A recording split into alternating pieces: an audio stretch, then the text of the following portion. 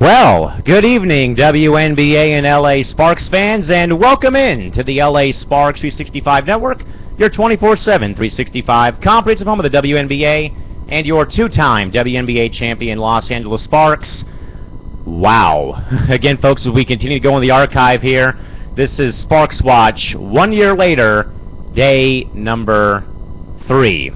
Comical joining you folks here tonight from Studio 171 in San Diego, and folks, last night we were kind of repeating ourselves a little bit just because we did not want to really go too far ahead in the days here. Again, we're trying not to go so far ahead of everything going on with the watch over the recap shows here for the network. Again, this is Sparks Watch 1 year later, again recapping the entire offseason that almost ended the LA Sparks and almost ended the WNBA. Again, folks, Comic Clear with you tonight, solo this evening here on LAS 365. Now, folks, we do know, though, that there is some news to talk about with the Sparks. We'll get to that here, folks, briefly before we get to the coverage of the recap of the petition. And again, folks, today the breaking news reported earlier this morning by Chris Woodmansey, who's not with us tonight, folks. But again, Chris told me, though, the Sparks have named their 12th different head coach in franchise history, and his name is Brian Agler, the former Seattle Storm head coach, announcing today that he resigned from his job at the Storm as head coach and GM to take a job with the Sparks. Brian will be coaching the Sparks for the 2015 season. He is the 12th different head coach in Sparks history. We'll have more about Brian's hiring at a later time and date. But again, folks, the big news again, Brian Agler resigned today from the Seattle Storm to take the job with the Los Angeles Sparks as the team's 12th different head coach. Well, ladies and gentlemen, you know this date pretty well. If you remember, of course, what happened on this date last year. Now, again, last night was more so how Chris and I got the idea to start the petition campaign for the Sparks. Again, how we were sitting and probably had one of our more serious FaceTime conversations. In 4 years as friends, we never get anything done in FaceTime sessions. It's always joking. It's always making fun of us for making fun of either of us for reasons we don't know why, or sometimes it's just talking random sports and stuff like that, or talking random stuff, I should say. But last night was probably the most serious, down-to-business, grinding, and tough session we had on FaceTime in 4 years. Because, again, we were, evaluating a pretty significant situation, talking about the LA Sparks, the mothership, the mother franchise of the WNBA, one of 4 left from 1997 that was going down in flames like the Titanic was sinking back in 1912 when it hit the iceberg, and sinking and taking water, that perhaps if the Sparks fold or leave for the Bay Area, the WNBA as a whole follow suit. They fold or they just don't do it anymore because of how much the Sparks and their brand mean to the WNBA and the fan bases. So last time was about ironing out and again saying why we did it. Tonight, the folks, is the very first day of the petition campaign, January 5th last year. In spite of what was a perfect San Diego sports day, to the sudden sad news of the loss of longtime Padres baseball announcer Jerry Coleman from injury sustained in a fall at the age of 80 last year, to what began a very, very intriguing, a very fun, but a very tiring and a very, very enjoyable next few weeks, with how this petition effort was sparked online by what occurred between me and Chris last year. And once more, as we said last time, and bringing the awareness, I guess, bringing that awareness into the sport of, bringing all of that into proportion, I guess, is trying your best to just say, hey, look, there's more to the world of sports than just what you see on television or read in your newspaper. And again, it was so important, though, that Chris and I told everybody, that we did not take full credit for it. We were not here to get fame, get famous, be on the front page of the newspaper or on television about saving the team. we were just, again, doing it for more so, again, just looking out for other people. Specifically, people that have daughters that want to play basketball, the current fans of the Sparks, you know, and all that included. At this point in time, but again, folks, again, you know, just sitting here, you know, again, and just thinking about what happened last year is amazing, and of how far time has really gone, I guess. When we first started this, again, the petition link was sent out today by Chris and myself across Twitter, and of course, it got blown up pretty good. Of course, we had our first 5 people sign it. Again, folks, if you remember, though, very well, when we first started this, we even said this last night, was when Chris and I really started digging deeper in the ditch about doing this thing. And I told Chris, you know, dude, you know, do you think that we're crazy and kind of stupid for doing this? And Chris told me, in a way, I feel that way, because, again, it's a crazy and stupid idea to sort of, again, trying to, you know, tell the general public, again, about a WNBA franchise going underneath the water because of whatever may have been their problem, whether it's ownership, money problems. And I think that Chris and I both had it in our mind that, yeah, we were a bit crazy, a bit stupid for trying to do this effort, but again, we thought we'd give it a shot, because I think if there was no fan involvement, either the fans didn't say their piece or didn't speak their mind about this, the Sparks would have been gone before someone stepped in to help, whether it was someone buying the team and moving them, buying them and keeping them in LA, or the league saying, we hate to say this, folks, but we have to put down and we have to bury the Los Angeles Sparks from the league because of what happened with their ownership problem. I think if the fans didn't get the chance to voice their opinions and be heard by the WNBA, the other teams, and the other executives of the NBA Board of Governors and the WNBA, if there was no fan involvement, I don't think that the Sparks would have lasted that long. I think that if it was early, if it was real early, they gave them maybe a week or two, and if no one came forward, then they said, okay, we're gonna have to do, you know, we're gonna have to disband this franchise, unfortunately. But again, that is the reason why, again, was more so doing it again just so the fan base, not me and Chris, folks, but the entire Sparks and entire WNBA fan base would be able to voice their opinion and say, hey, look, not so fast, guys. You realize what you guys are facing right now? You're facing probably the second biggest dilemma in league history. The first one, you guys flopped on your face trying to save the Houston Comets. The league tried their best, and it was a flat-out freak show. It was awful. It wasn't pretty. It was pretty ugly when the W took over. A lot of people said maybe the W can run the Sparks for a bit. Folks, the Sparks were operated by the W during that entire negotiating period of what's going on. That's what happened was, again, the WNBA did in fact absorb the Sparks briefly during that entire off-season sham, again, when they were left up, where they basically were left for dead almost. Again, was the W did absorb them. Okay, they didn't just leave them out there hanging out to dry in the cold weather. Again, they took them under the wing and said, look, okay, look, you'll be with us for a bit. Stay here and don't move and don't say a word, basically. That's the best way I can put it. But again, the petition, though, ladies and gentlemen, again, once more, again, was not made by Chris and I for us. Again, this was made, again, for not just Sparks fans, folks. Again, it was mainly for them, though, to keep a team in LA. But again, it was not for the Sparks specifically. It was looking out for the fan base, yes, but also, though, folks, again, looking over the entire league as a whole, because again, fan bases know the significance of any team nowadays leaving the league, either folding, relocation. It's not pretty when this kind of stuff happens. It's just not pretty. It's very depressing, folks, whenever this happens in any kind of league. I mean, you see a team fold or move, and it's sort of like, you know, it's not the same type of feel to either that league, that city, or whatever it may be.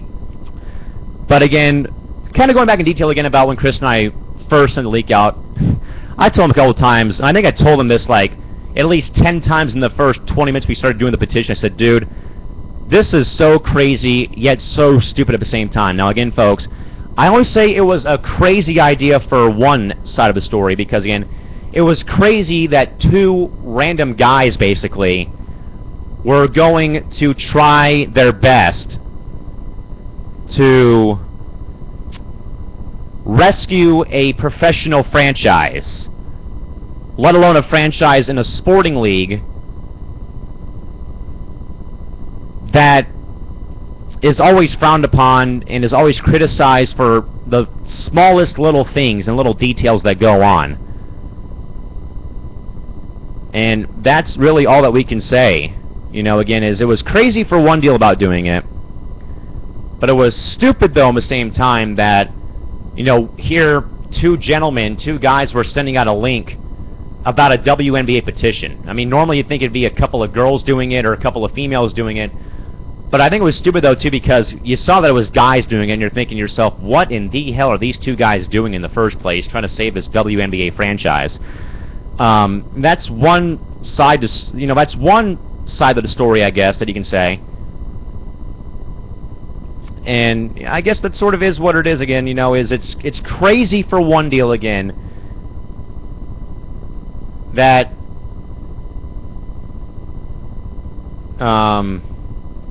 again, it's crazy, again, folks, that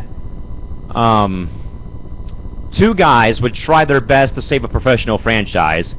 But again, it was a stupid idea, though, sort of in a way, again, that it was trying to save a WNBA franchise.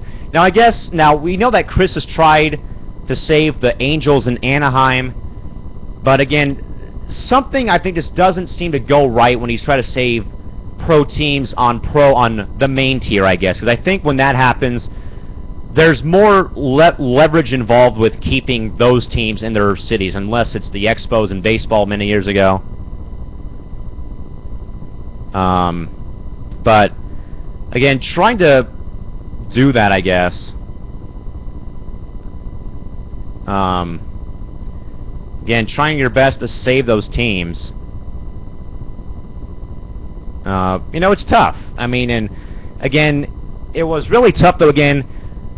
And the thing that Chris and I always bring up, though, too, again, is just how tough it was, though, to just get the word out. I mean, because when you're amongst followers on Twitter and friends on Facebook and you're posting stuff about the WNBA, Chris and I know firsthand how much we get ridiculed and ranted out and pretty much you know, basically ripped to shreds because you watch the WNBA, folks. And just knowing, though, how tough it was, though, to try to get these people, these 1,170 people to sign this petition, I mean, it remains boggled in my head all the time that, again, for one, that many people signed, but two, though, again, how in the world do these people even sign this thing in the first place?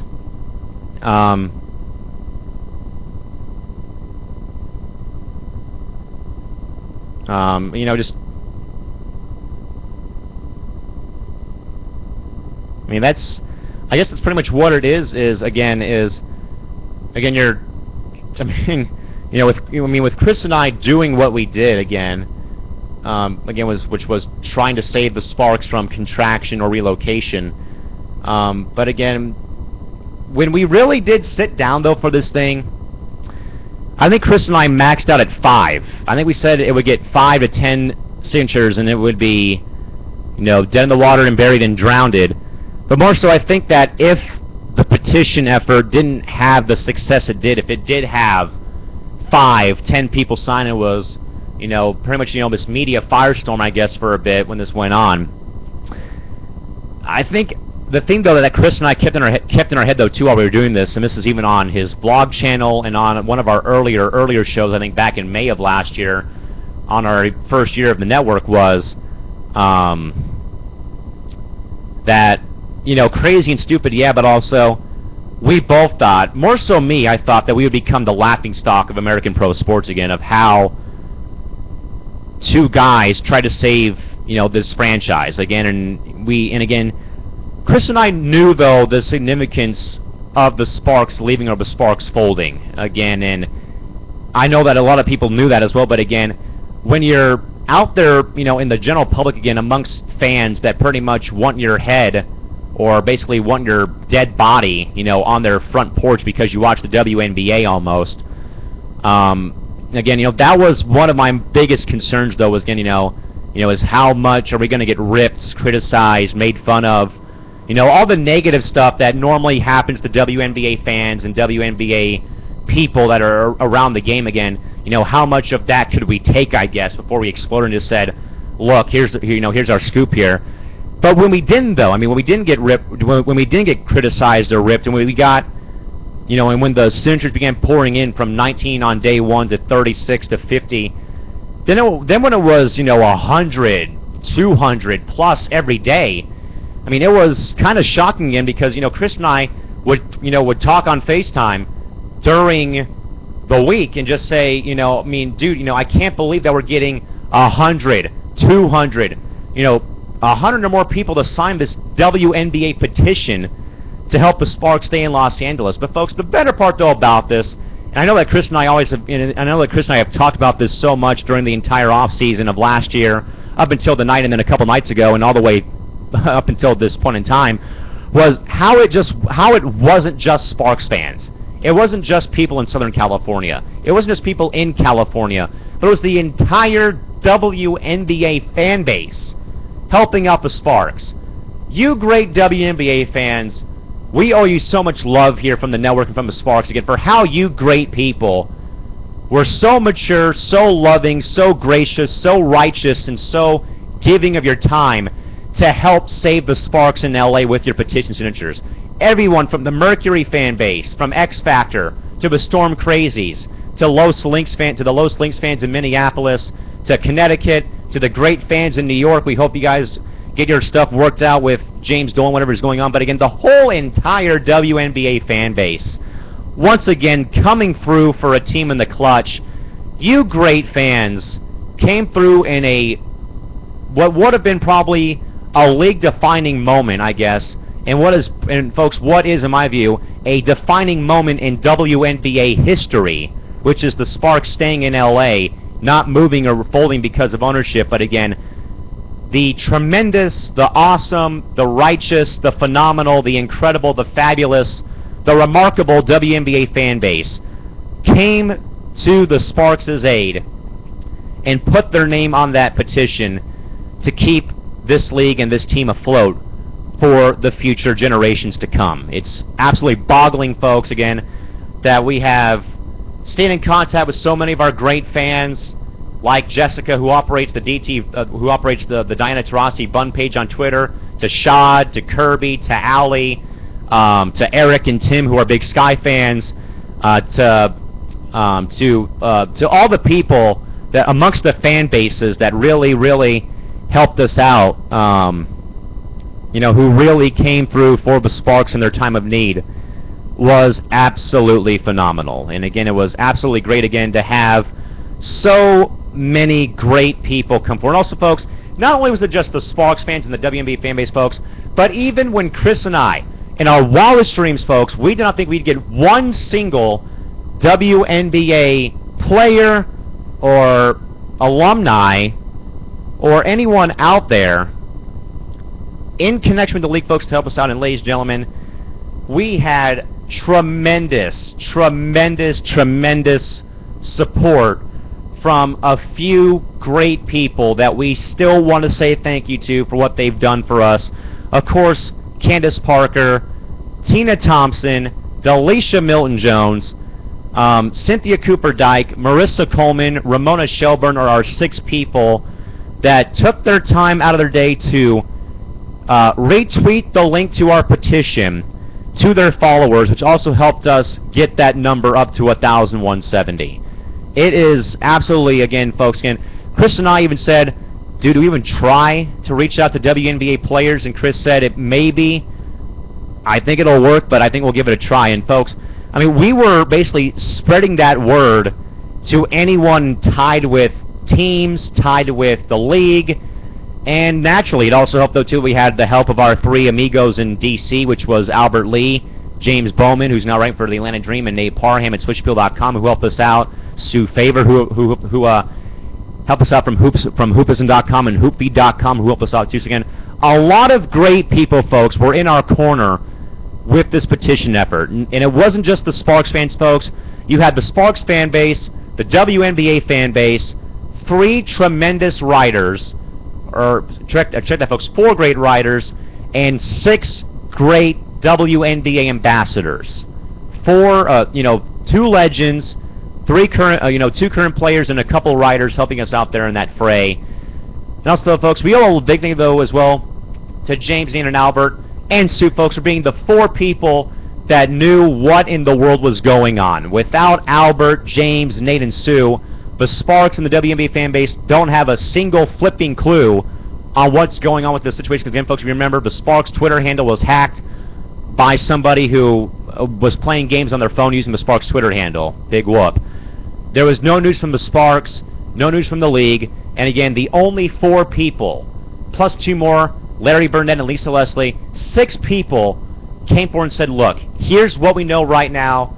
That's all we have for you right now. And again, James, Nate, and Albert deserve so much credit, folks. Again, they were with us at the front lines, in this, basically Rocky versus Drago from Rocky IV, the great movie with Sylvester Stallone, folks. It was basically us versus the WNBA and Joe LaCobe and the Warriors to keep this franchise in LA.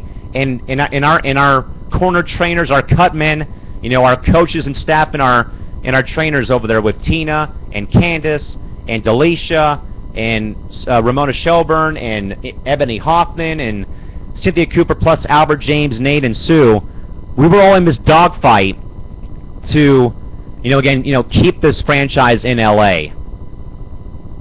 And again, excuse me, folks, but again, excuse me real quick. But again, that's what it was. Again, it was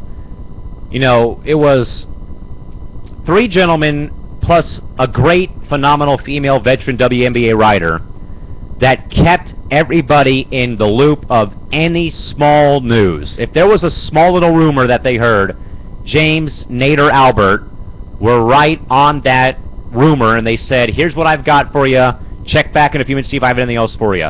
That is the most rewarding part, though, was there were people that knew what was going on with the situation. Again, it was James Bowman, Nate Parham, and Albert Lee at SwishAppeal.com that helped us out, plus Sue Favor, one of our great friends, too, was a great writer, too, for Hoopism.com, Hoopism.blogspot.com, I should say. Again, those people really kept us in check of what was going on.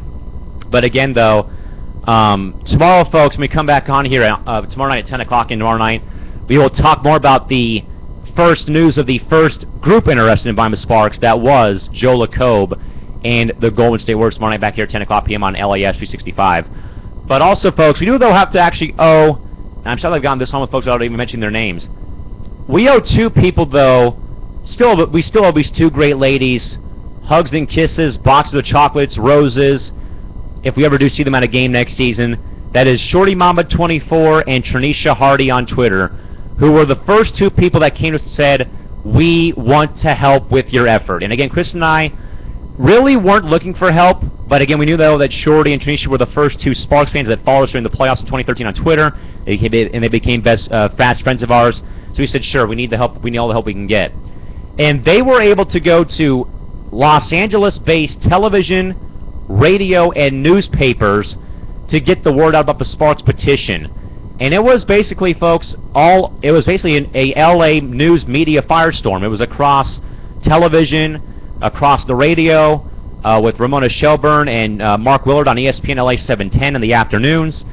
The LA Times, some small local newspapers caught hold of it too. So again, without Shorty and Trinisha, folks, we also don't go very far too without those 2. And also, they were able to rake in Tina Thompson, DMJ, Cynthia Cooper, and also, folks, they also raked in Cheryl Swoops, who also helped out with the cause. Of course, I got my main girl, Candace Parker.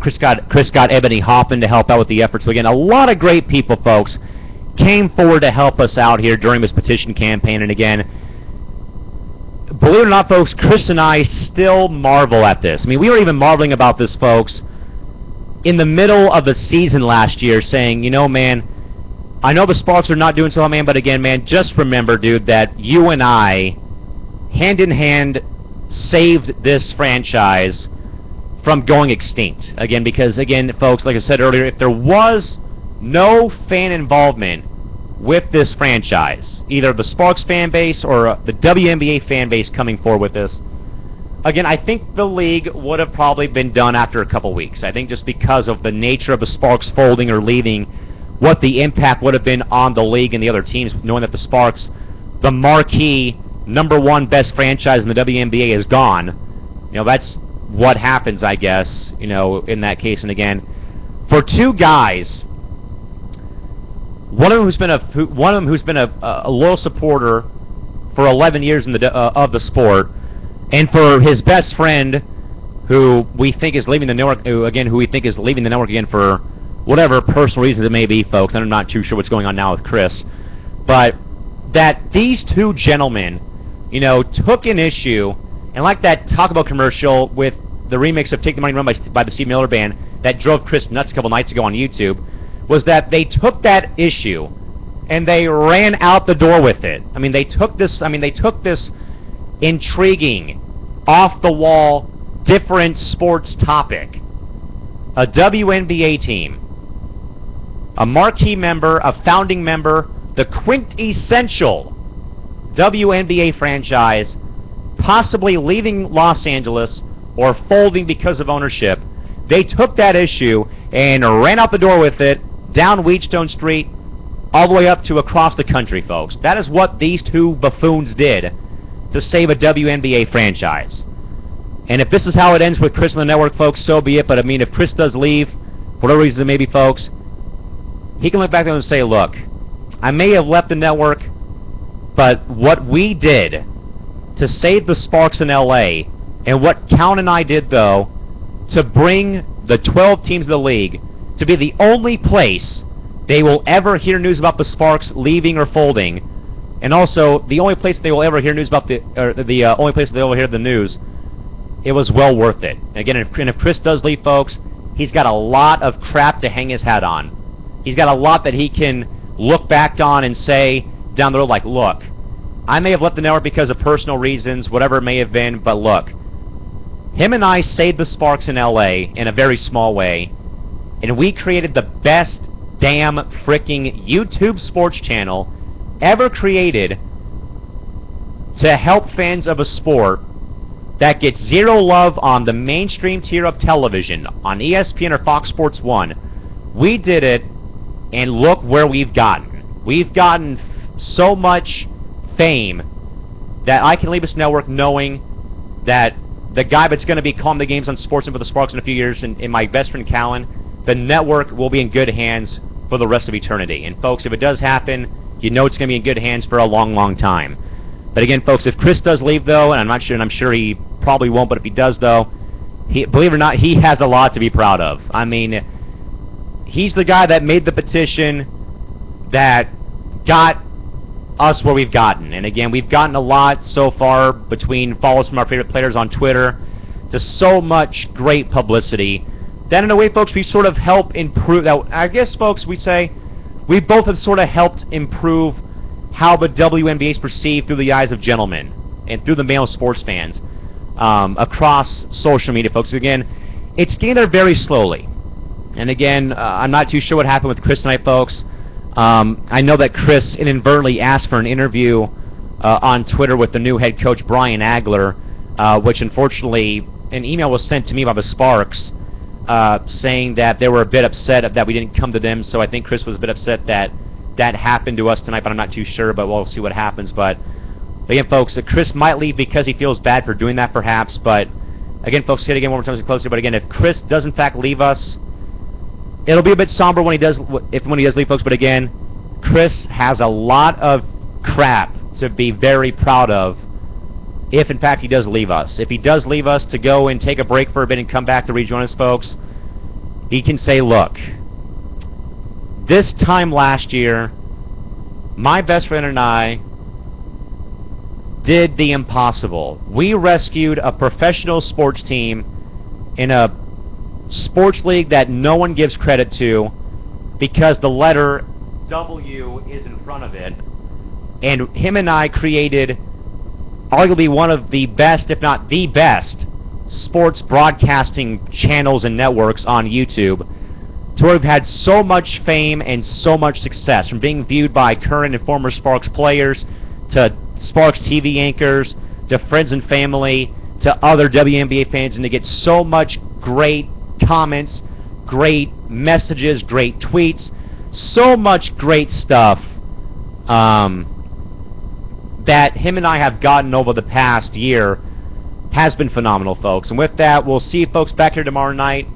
Again, folks, tomorrow night, the first group intervenes. That is the Golden State Warriors do intervene tomorrow. What happens? We have to find out, though. But again, folks, tomorrow will be day 4 of Sparks Watch. 1 year later, the offseason and almost end of the WNBA and the Los Angeles Sparks. With that, folks, for Chris Romanci in Anaheim, California, Cal McClurg here from Studio in San Diego saying have a safe night, drive home safely, thank you all for coming, and good night now. This has been the LA Sparks 365 Network. We are still the Sparks, we are still in LA, and we still are the WNBA. See you folks back here tomorrow night, 10 p.m. pack time, 1 a.m. Eastern, back here on LAS 365. See you folks tomorrow night. Bye-bye.